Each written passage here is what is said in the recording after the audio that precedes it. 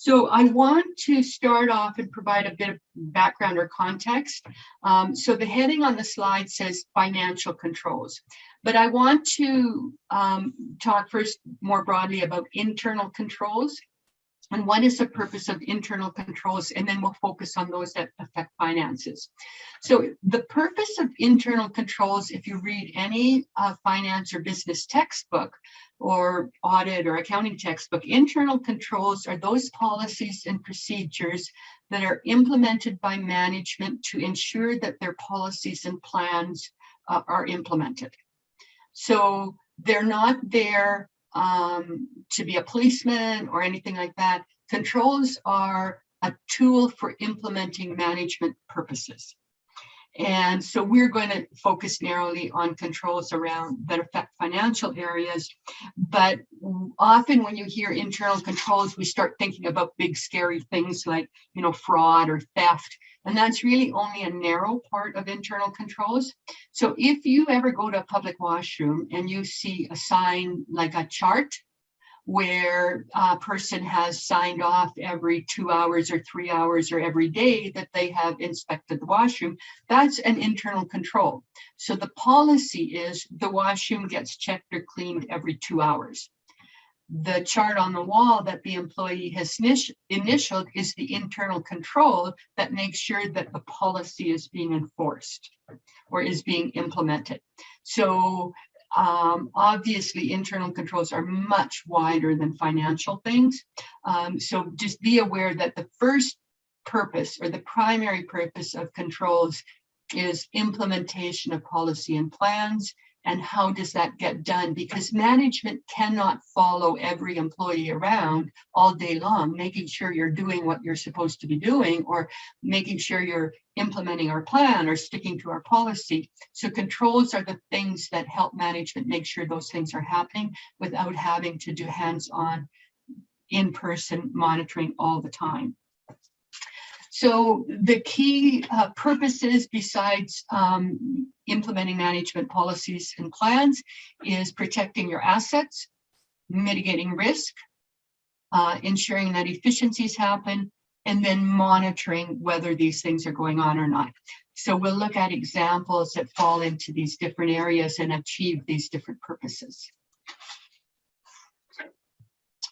So again, internal controls, we may think of very specific things, somebody re-adding a total or somebody, putting it, double checking their colleagues' work.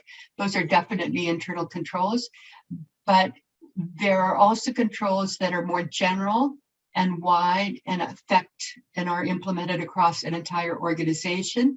And then there's specific controls. So we'll look at types that fall into both of these categories, and be aware that any control, whether a general control or a specific control, might be designed to prevent something from happening, or it might be designed to find something that happened that shouldn't have so that it can be corrected.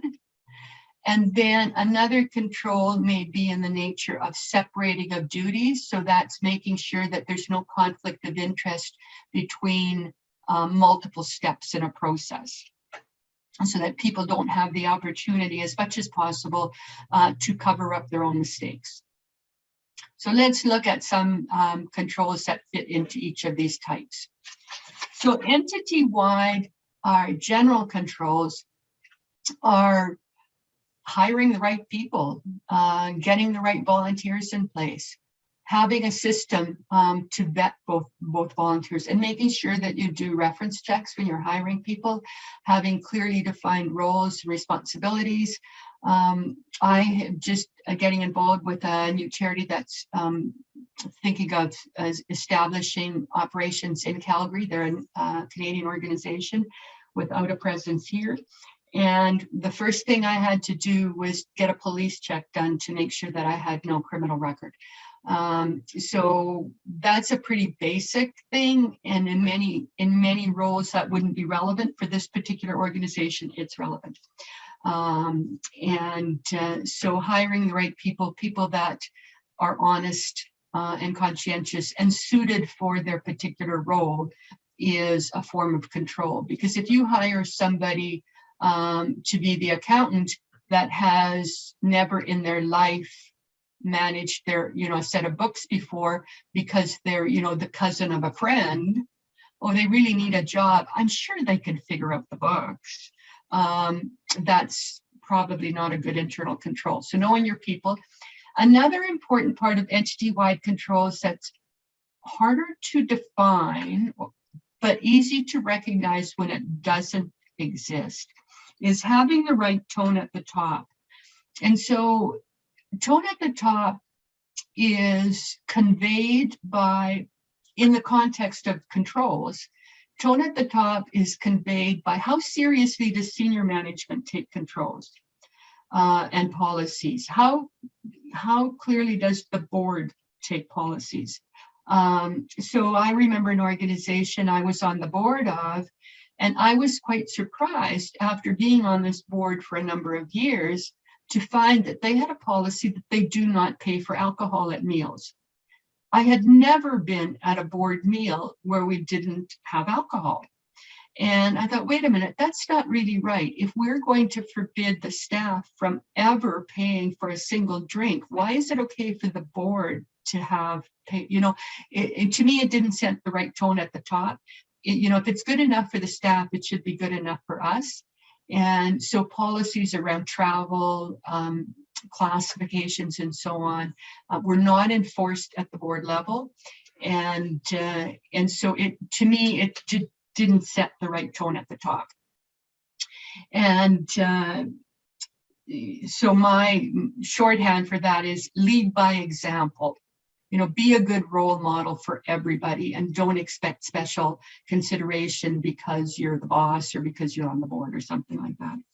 Another set of entity-wide controls are around information and, basic things like password rules, enforcing password rules, monitoring them, making sure that private information, confidential information is in fact kept confidential and not accessed just out of curiosity. I think you may remember a story from a few years ago where Alberta Health Services employees were fired because they had accessed health information of an acquaintance, I think it was. I don't remember the exact, but it was anyway someone that they were not treating as a patient, but they were looking out of curiosity. And so you want to make sure that access to private information is protected so that only people that need that information would have access. And then having clear policies, including value statements, you might call it a code of ethics, a code of conduct, conflict of interest statements, and so on. And ensuring that when you orient new board members, when you orient new volunteers or orient new staff, that they are taught and know what those value statements are. I recently did a project where I assisted an organization with updating their financial policies manual. I said, I'd like a copy of the organization's code of conduct because I wanted to make sure that the policies were in alignment with their stated code. And it was around a conflict of interest question. And it turned out that they didn't have a code of conduct, I thought. When I took the question up the chain, it turned out they did have a code of conduct, but it was like tucked away on a shelf somewhere. And the people that developed it assumed it applied only to the board and didn't really think in terms of, well, this applies to employees also.